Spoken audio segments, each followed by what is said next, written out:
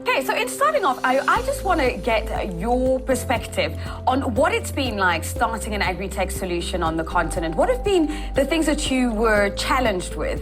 We started way back in 2017, and as of then, one of the challenges was just really convincing the farmers to use digital solutions. We had assumed that, we're going to create like a fancy smartphone app and then just deploy in the field. But like there are realities around farmers' ownership of smartphones, even things like network penetration, and their willingness to adapt to more modern practices. So just being able to navigate through those scenarios, how does this work on feature phones? How does this work offline? How can you rely on an agency model? And how do you train the farmers to actually adapt modern practices?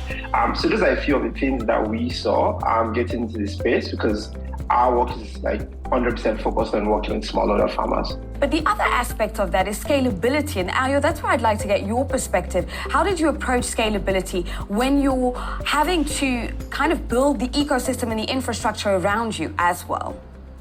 Yeah, I think the first thing we did was really try to find product market fit, right? So which is like, think about things like at the onset, we didn't think about scale. It was really, how do we ensure the farmers love this the most and are willing to refer other people to the product? And eventually we're just able to create an SOP that was scalable. We started out with less than 20 farmers, and today we're working with close to 900,000, right? So I think it's just really at the very onset thinking about how do I make these few set of farmers love the product so much that they will tell everyone else. And I think that's consistently helped us with scale, even similar with building a company, ensuring like the staffs, everyone that comes on board loves the product, can buy into the vision in a way that they can sell it naturally to anyone else. So I'll say it's sort of like counterintuitive, but like the first thing is not to think about scale, but think about what are those first set of customers that can like make really, really love this product, then begin to build on top of that. And that's how we've done it so far. From a Thrive Agric perspective, how have you approached partnerships? How has this aided you in developing the product?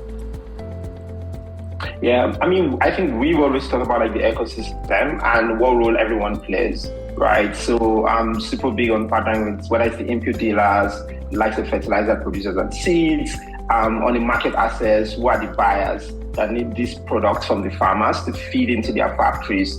And even on the financing, what are the banks that are able to provide the credits? So I think with agriculture, it always needs to be an ecosystem play.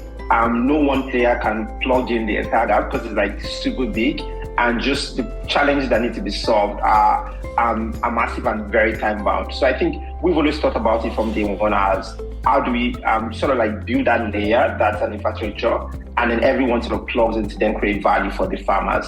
And I think that's how we've always thought about it day one. So it's one end, the input dealers, the financiers, and then the market who's going to buy the product eventually. You mentioned it earlier, Ayo, when you were talking about the challenges and how access to technology and the fact that you're dealing with smallholder farmers can be potentially a challenge. And Uhuru also mentioned it as well. I'm curious about technology displacement, where as we progress within the agri-tech sector, that the fact that we're using new technologies like AI and blockchain actually is displacing traditional farmers and traditional methods of operating on the continent and excluding a whole demographic from the progress and the technology that it's bringing. What are your thoughts on this, Ayo? I think like what we've seen on our end is it's actually more like enabling the farmers to be able to provide those services even better.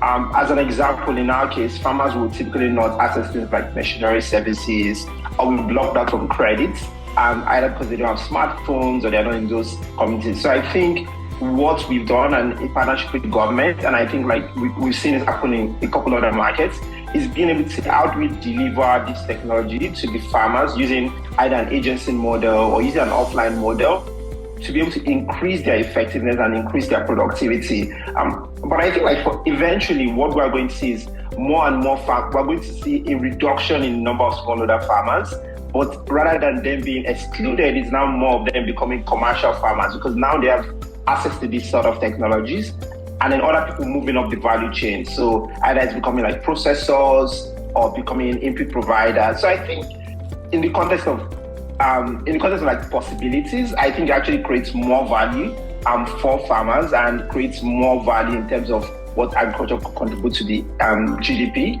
as opposed to excluding them. Again, that's my perspective.